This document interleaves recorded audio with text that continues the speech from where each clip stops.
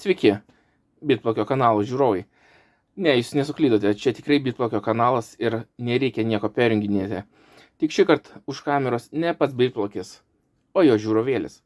Ir šiandien aš norėčiau padaryti nedidelį unboxingą kartu su jumis. O kasgi dėžutė, jūs klausėte?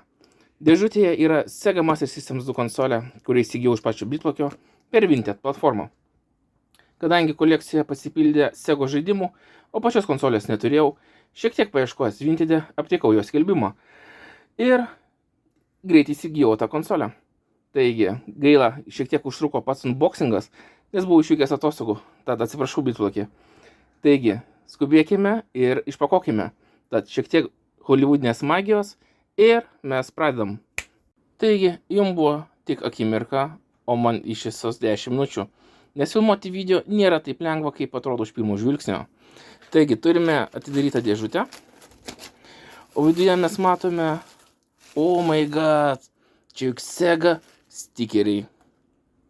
Ačiū Bitplakė, man jų tikrai privers ir aš juos kur nors tikrai panaudosiu. Kągi, kasgi čia? Jūs tik pasižiūrėkit. Mini Game Player. Ačiū Bitplakė už šią malonę dovanėlę. Tikrai nereikėjo, tikrai faina, tikrai ačiū. Taigi. Štai. Ir pats pultelis. Video, kurio aš dar pats nemačiau. Taip, atrodo puikiai. Nagi, kur pati konsolė, ieškom. Maitinimo blokelis. Dirbti viena ranka nėra taip lengva. Ir pati konsolė. Ne, dar laideliai. Taip, laideliai konsoliai. Ir pati konsolė, kurią mes taip pat ir apžvelgsim. Taigi, pagaliau viskas išpakuota. Ir aš manau, nedelskime ir išbandykime. Pagaliau prijungiau konsolę prie televizoriaus. Ir ją galim išbandyti su žaidimu Aliens 3. Tai kaip suprantu ir mano ir pačio Bitplakio viena mėgstamiausių franšizių apie ateivius.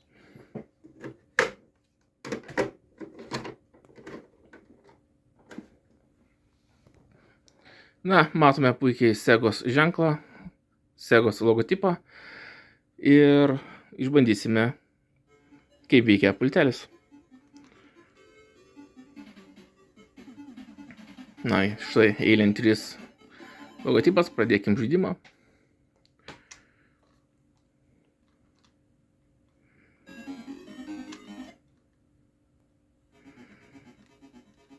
Taigi, rodiklės veikia puikiai, kaip veikia šaudimo mygtukai. Persijungia ginklai. Tai reikia pasižiūrėti. Gyvybės. Nagi, kažkaip būsiu nuspaudęs. Kaip minėjau, su viena ranka žaisti nėra taip lengva,